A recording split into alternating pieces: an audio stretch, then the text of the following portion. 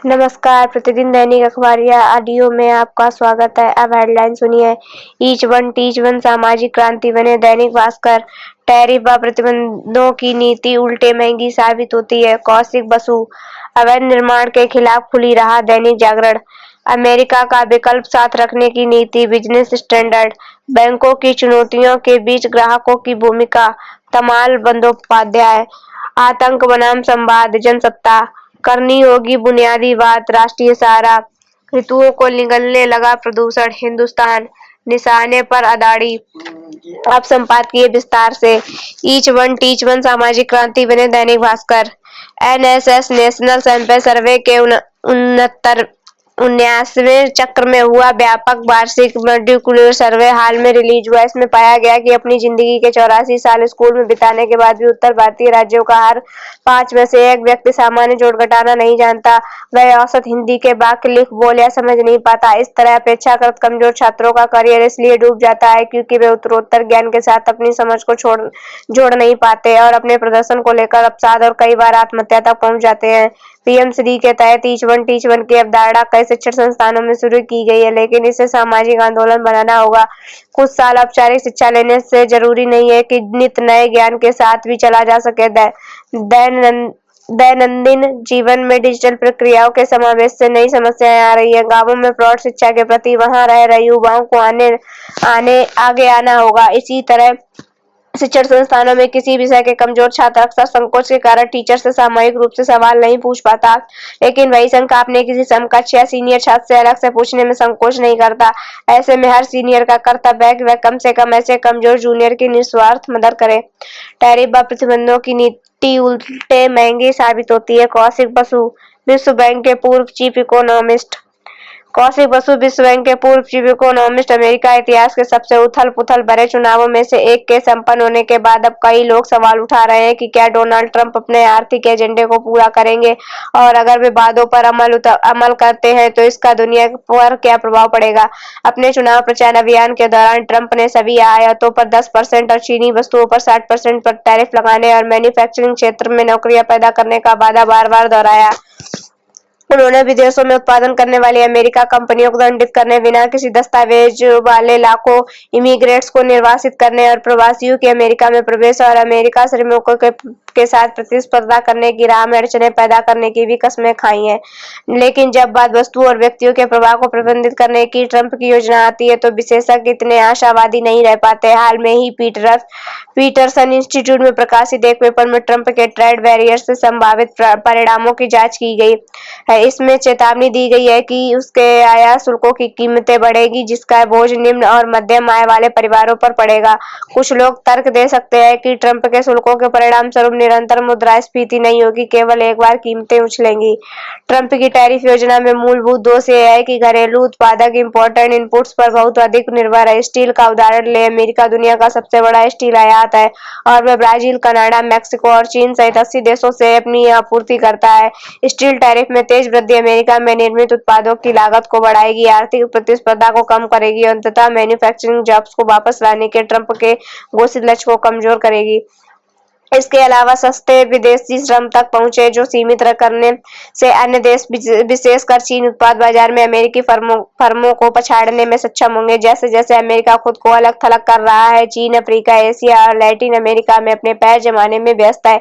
इन क्षेत्रों में अपनी बढ़ती उपस्थिति उत्पादन और सोर्सिंग के लिए नए रास्ते खोल सकती है, जिससे चीनी उत्पादकता बढ़ेगी। अक्सर इस बात को अनदेखा कर दिया जाता है कि आउटसोर्सिंग और कॉर्पोरेट मुनाफे में वृद्धि होती है। इसका समाधान कम लागत वाले विदेशी श्रम तक पहुंच को सीमित करने में नहीं है, बल्कि कर प्रणाली के माध्यम से अमीरों में प्राप्त लाभों में से कुछ को गरीबों में पुनर्वितरित करने में है, जिससे सुनिश्चित हो सके कि वैश्विक व्यापार में लाभों को अधिक समान रूप से साझा किया जाए। अवैध निर्माण के खिलाफ खुली राह विक्रम सिंह। दैनिक जागरण। लेखक उत्तर प्रदेश के पूर्व पुलिस महानिदेशक हैं। पिछले दिनों बुलडोजर कार्रवाई के संबंध में सुप्रीम कोर्ट के फैसले की विभिन्न लोगों की ओर से चाहे जैसी व्याख्या की गई हो, यह सच है कि इस फैसले ने सभी की शंकाओं का समाधान कर दिया। उसने अवैध निर्माण और अतिक्रमण के ध्वस्तीकरण के संबंध में पूरे देश के लिए पारदर्शी दिशा निर्देश पारित किए। इस पर एक वर्ग कह रहा है कि यह बुलडोजर न्याय अन्यथा अन्याय का पटाक्षेप हो गया। दूसरा वर्ग कह रहा है कि बुलडोजर मामा बुलडोजर बाबा का युग समाप्त हो गया। कुछ लोग यह दावा कर रहे हैं कि अब बुलडोजर सदैव के लिए गैरेज में बंद हो गया। निसंदेह यह भावना न्याय से कम और राजनीति से ज्यादा प्रेरित है। सर्वोच्च न्यायालय के निर्णय में यह कहीं भी अंकित नहीं है कि अवैधानिक ढांचों पर कार्रवाई संभव नहीं है। शीर्ष न्यायालय ने स्पष्ट स्थान पर निर्मित भवन, रेलवे की संपत्ति, जलाशय या ऐसी किसी संपत्ति पर प्रभावी नहीं होगा जिसके ध्वस्तीकरण का आदेश किसी न्यायालय की ओर से दिया गया है। इसके आदेश से यह भी साफ होता है कि यदि किसी आरोप का मामला कोर्ट में विचाराधीन है अथवा वह दोषी सिद्ध हो चुका है, तब उसका अवैध निर्माण ध्वस्त किया जा सकता है। विगत 7 वर्षों में अवैध निर्माण के ध्वस्तीकरण के लगभग 2000 प्रकरण प्रकाश में आए हैं, जिनमें केवल 1500 उत्तर प्रदेश से है। यहाँ यह भी स्पष्ट करना आवश्यक है, उत्तर प्रदेश में लगभग 70,000 एकड़ अनाधिकृत तरीके से और गुंडागर्दी से कब्जाई गई भूमि मुक्त कराई गई है। प्रयागराज में माफिया अतीक अहमद ने जिन भूखंडों पर कब्जा किया था, उन्हें खाली कराकर निर्धन वर्ग के लोगों के लिए आवास बनाकर आवंटित किए गए। इसी तरह जलाशयों पर किए गए अवैधानिक निर्माण को ध्वस्त कर जनता को समर्पित किए गए। वास्तव में कुछ स्थानों पर भूमाफिया द्वारा सरकारी और समाज के दुर्बल वर्ग की जमीन की लूट की भयावह स्थिति थी। वह संतोष का विषय है कि उत्तर प्रदेश के अलावा पंजाब, मध्य प्रदेश, राजस्थान, उत्तराखंड आदि में भी इस दिशा में प्रभावी कार्रवाई की गई। यह एक सच्चाई है कि निहित स्वार्थ में प्रेरित कुछ तत्व भूमाफिया का परोक्ष और प्रत्यक्ष समर्थन करते हैं। इन तत्वों द्वारा सरकारी भूमि और संपत्ति की लूट न कभी आलोचना की जाती और न ही निंदा, अपितु जब कभी शासन प्रशासन ने अराजक तत्वों के विरुद्ध कोई कार्रवाई शुरू की तो उनकी ओर से उनका प्रबल विरोध किया गया। अक्सर बड़ी संख्या में रोहिंग्या अवैधानिक रूप से आए बंगाली नागरिकों को बसाने के लिए ऐसे ही स्वार्थी तत्व ने नकली पहचान पत्र, आधार कार्ड आदि उपलब्ध कराने का काम करते हैं। यह अस्वीकार्य है कि जो लोग वोट बैंक में लोभ में घुसपैठियों को अवैध तरीके से भारत का नागरिक बनाने का काम करते हैं, वे राष्ट्रीय हितों के खिलवाड़ ही करते हैं। अमेरिका का विकल्प साथ रखने की नीति, बिजनेस स्टैंडर्ड। नौशाद फोर्ब्स लेखक, फोर्ब्स मार्शल के को चेयरमैन और CII के पूर्व अध्यक्ष हैं। वैश्विक विनिर्माण में चीन का दबदबा है कि फिलहाल वह वैश्विक उत्पादन में 32% का हिस्सेदार है। अमेरिका, जापान, जर्मनी, भारत और दक्षिण कोरिया क्रमशः 16, 7, 5, 3 और 3% के हिस्सेदार हैं। चीन दुनिया का सबसे बड़ा कारोबारी है और वह अब तक दुनिया में विनिर्मित वस्तुओं का सबसे बड़ा निर्यातक भी है। इसमें चीनी और विदेशी दोनों कंपनियां शामिल हैं।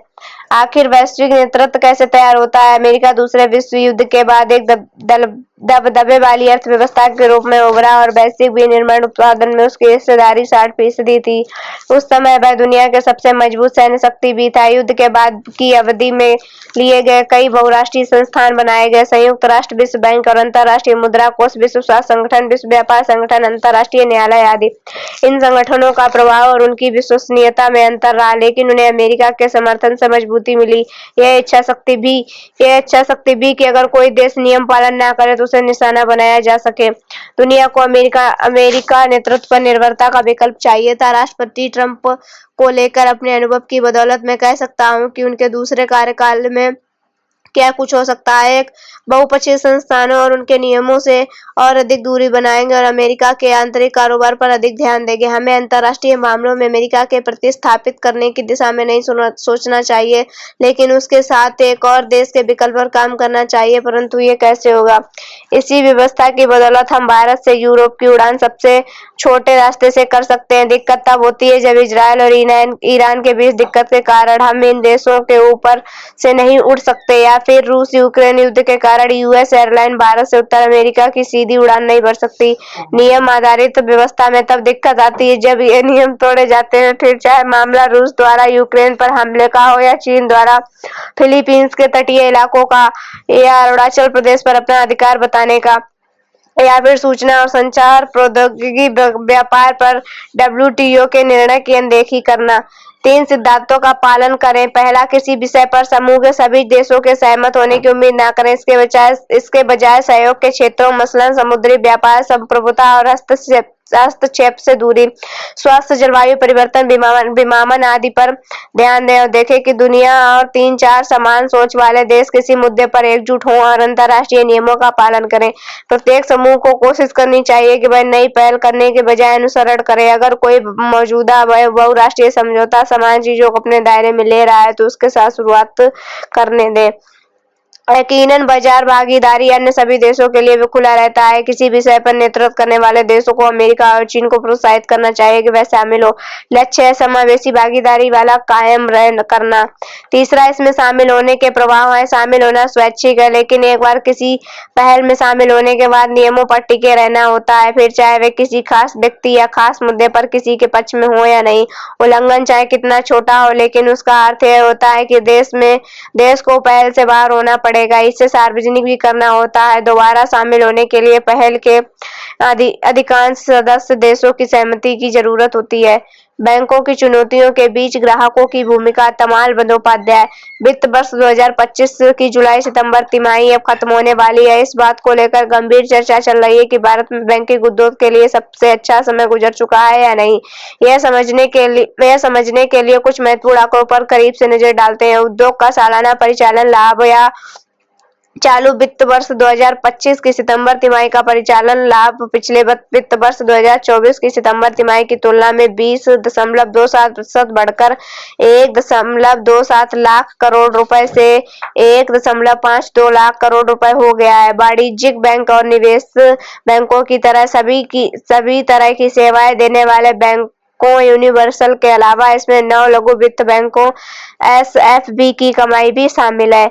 प्रावधान के बाद बैंकिंग उद्योग के शुद्ध लाभ में 18.61% 91,792 करोड़ रुपए की बढ़ोतरी हुई। एसबीआई ने 18,331 करोड़ रुपए के शुद्ध लाभ के साथ शीर्ष स्थान पर अपनी जगह बनाई है और इसके बाद एचडीएफसी बैंक 16,821 करोड़ रुपए है। एसबीआई का शुद्ध लाभ 27.92% और एचडीएफसी बैंक का 5.29% बढ़ गया है। 31 सूचीबद्ध यूनिवर्सल बैंकों में से केवल 2 एनआईआई में सालाना आधार पर गिरावट दर्ज की। हालांकि तिमाही आधार पर 7 बैंकों ने गिरावट दर्ज की। एक और दिलचस्प बात यह है कि 13 बैंकों ने सालाना आधार पर एनआईआई में 2 बैंकों की वृद्धि दर्ज की है, लेकिन तिमाही आधार पर यह संख्या 2 तक सिमट गई है। अच्छी बात है कि 31 सूचीबद्ध यूनिवर्सल बैंकों में से केवल 34 बैंकों का शुद्ध एनपीए 1% से कम है। सरकारी बैंकों में पंजाब एंड सिंध बैंक ही एकमात्र ऐसा बैंक है जिसका शुद्ध एनपीए 1% से अधिक और शेष 6 निजी बैंक हैं।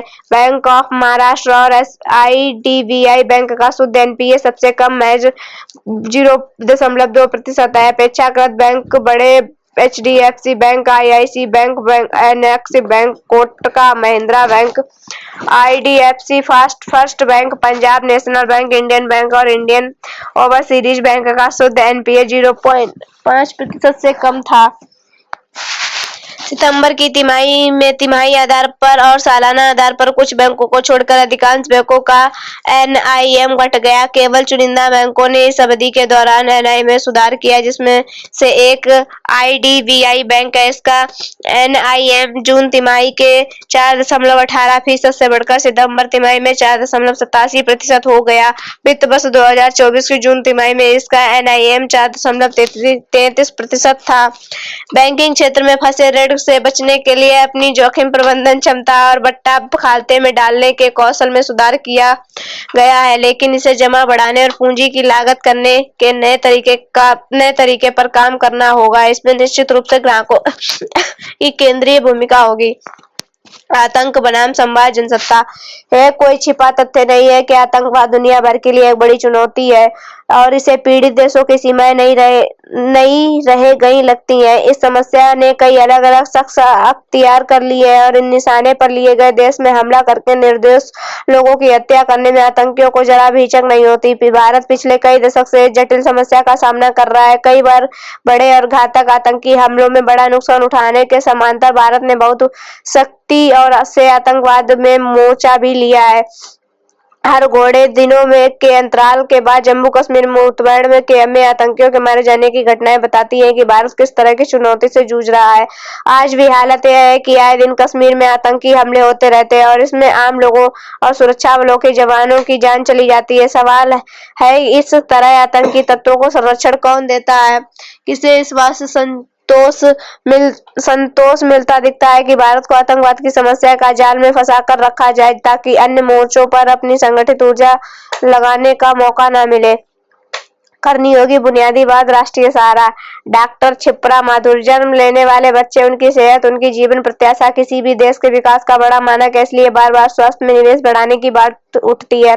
जहां भारत की जीडीपी का 2% अभी स्वास्थ्य पर निवेश हो पा रहा है, वहीं पिछले सालों में प्राथमिक स्वास्थ्य पर कुल सरकारी खर्च बढ़कर 55% हुआ है। राष्ट्रीय स्वास्थ्य मिशन के बजट का 15 से 20% नवजात के स्वास्थ्य और उसमें भी नवजात की विशिष्ट सार संभाल वाली इकाइयों के लिए 1200 से 1500 करोड़ के आसपास का बजट है। यानी सरकार की प्राथमिकता में तो बजट स्वास्थ्य है, लेकिन स्वास्थ्य सेवाओं का ढांचा इतना लचर है कि सरकारी अस्पताल में वही लोग जाते हैं जो निजी अस्पताल की फीस देने में सक्षम नहीं है।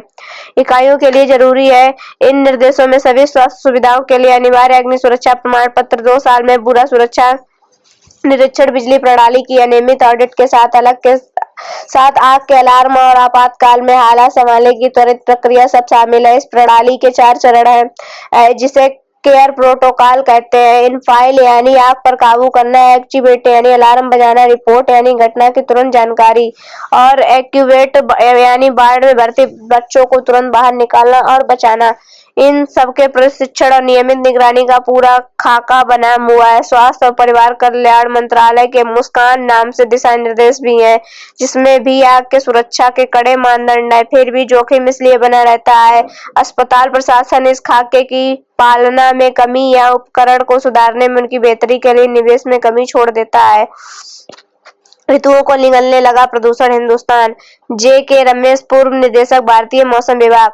झील की कोखों से जहां जागते थे धूपों से सोना मड़े बाप के छल्ले, वहां अब मंडराता है घना नीला कोहरा। हेमंत का गीत गाते हुए अज्ञे ने भी कभी इन्हीं पंक्तियों के साथ हेमंत ऋतु का स्वागत किया था, लेकिन जब कोहरा जैसा सौंदर्य इस समय शायद ही दिखता है। खूबसूरती ही नहीं, अब तो हेमंत ऋतु भी कहाँ महसूस कर पाते हैं हम। बेदिन अब लद गए हैं जब सभी 6 ऋतुएं हमें सुखद एहसास देती हैं। बसंत, ग्रीष्म, वर्षा, शरद, हेमंत और शिशिर या गीत का एक अलग ही आनंद और उत्साह लोगों में दिखा करता है। मगर अब तो सर्दी, गर्मी और बरसात, यही 3 मौसम विशेषकर उत्तर भारत के लोगों को अनुभव करते हैं। ऋतुएं इसलिए खत्म हो रही हैं क्योंकि वैश्विक गर्मी, ग्लोबल वार्मिंग व प्रदूषण ने हमारे वातावरण को करीब करीब बीमार बना दिया है। हेमंत की बात करें तो ग्लोबल वार्मिंग के कारण मानसून का विस्तार होने लगा है। पहले सितंबर तक सामान्यतः मानसून खत्म हो जाता था, जिसके बाद हल्की ठंड की दस्तक होती थी, मगर इस साल अक्टूबर अंत तक मानसूनी बारिश होती रही। इसके बाद तापमान अचानक नीचे गिरा और मानो हेमंत ऋतु को उसके जैसे लील ही गया। वैसे इन दिनों तापमान 15 से 16 डिग्री सेल्सियस के आसपास बना रहा, लेकिन प्रदूषण के कारण ठंड का एहसास नहीं हो सका। कुछ यही हाल बसंत का भी है। बीते 3-4 वर्षों से मार्च अप्रैल से ही अब हीट वेव, अत्यधिक गर्मी शुरू हो जाती है। नतीजतन बसंत की बयार नहीं बहती, गर्मी का ताप कम झेलते हैं। दिक्कत यह है कि इस तरह की रिपोर्ट जब आती है तो हम सजगता दिखाते हैं, लेकिन बाद में उसे ठंडे बस्ते में डाल देते हैं। जैसे कि साल 2017 में ही जलवायु परिवर्तन पर एक अंतर सरकारी पैनल IPCC ने अपने रिपोर्ट में बता दिया कि सर्दी में तापमान तुलनात्मक रूप से वृद्धि देखी जा रही है, जिस कारण लोग पहले के मुकाबले कम ठंड महसूस करने लगे हैं। उसने इसकी वजह वैश्विक गर्मी बताई थी, जिसमें प्रदूषण का बड़ा योगदान होता है, मगर इस पर ध्यान नहीं दिया गया। निशाने पर अदानी। एक भारतीय कंपनी और उसके मालिक का फिर आरोपों पर निशाने पर आ जाना बहुत दुखद या चिंताजनक है। शुरुआती सूचनाओं में ऐसा लगता है कि भारत में रिश्वत दिए जाने की साजिश का खुलासा अमेरिका में हुआ है। अभी तक जो तथ्य सामने आए हैं उनके मुताबिक अमेरिका अभियोजकों ने कहा कि भारतीय अदानी समूह के अरबपति अध्यक्ष और दुनिया के दिग्गज अमीरों में शुमार गौतम अदानी को कथित अरबों डॉलर की रिश्वतखोरी और धोखाधड़ी योजना में उनकी भूमिका के लिए न्यूयॉर्क दोषी माना गया है। लगाए गए आरोप के मुताबिक गौतम अदानी और उनके भतीजे सागर अदानी सहित अन्य सहित प्रतिवादियों ने 20 वर्षों में $2 अरब का लाभ देने वाले अनुबंध प्राप्त करने और भारत की सबसे बड़ी ऊर्जा संयंत्र परियोजना विकसित करने के लिए भारत सरकार के अधिकारियों को लगभग $26.50 करोड़ की रिश्वत देने पर सहमति व्यक्त की थी। खैर, अदानी समूह ने आरोपों को गलत ठहराते हुए यथोचित कानूनी कार्रवाई पर इरादा जाहिर किया है। कोई पहली बार नहीं कि यह समूह निशाने पर आया हो। हिंडनबर्ग मामले में भी समूह को बहुत परेशानी हुई थी। दूरगामी रूप से समूह पर कोई खास फर्क नहीं पड़ा था, पर ताजा आरोप बहुत गंभीर है। अगर किसी परियोजना में 2000 करोड़ रुपए की रिश्वत अधिकारियों को दी जा सकती है, तो फिर अंदाजा लगाने की बात है कि देश में भ्रष्टाचार का क्या आकार होगा। कारपोरेट मामले में अधिकारियों का आरोप लगाना भी कोई नई बात नहीं है। अगर अधिकारी इतनी ज्यादा रिश्वत लेने लगे हैं तो कड़ी कार्रवाई के खिलाफ भला कौन बोलेगा। कोई आश्चर्य नहीं है कि यह मामला राजनीतिक तूल पकड़ चुका है। पूछा जाने लगा है कि चंद हजार का घोटाला करने वाले को जेल हो सकती है, जहां पर 2000 करोड़ रुपए का घोटाला हो सकता था। वहां आरोपियों के प्रति नरमी क्यों बरती जाए। अमेरिका अगर सख्ती बरतेगा तो अदानी की परेशानियों में बहुत इजाफा हो जाएगा। अदानी पर अमेरिका प्रतिभूति और विनिमय आयोग के नागरिक मामलों में भी आरोप लगाया गया है। अमेरिका में काम करने का अपना तरीका है, पर ऐसे मामलों में भारत में रिश्वत कतई चौकाती नहीं है। हाँ, यह जरूर है कि ऐसी रिश्वत या उसकी पेशकश या उसकी संभावना को अदालत में साबित करना आसान नहीं होता। इसी का फायदा अनियमित आचरण वाले उद्यमी और अधिकारी हमेशा से उठाते आ रहे हैं।